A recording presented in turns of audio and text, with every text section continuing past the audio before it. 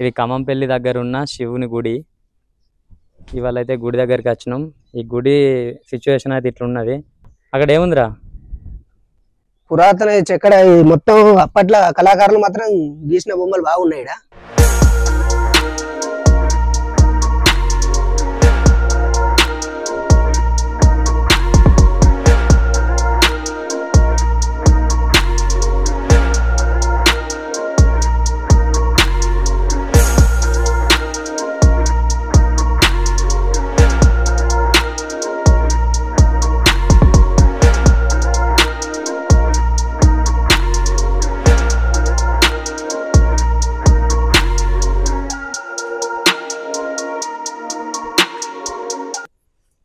ఇక్కడ 3 బొమ్మలు ఉన్నాయి కదా, మొత్తం 5 బొమ్మలు ఉన్నాయి. 1 2 3 4 5 6 6గురు మనుషులు ఉన్నారు.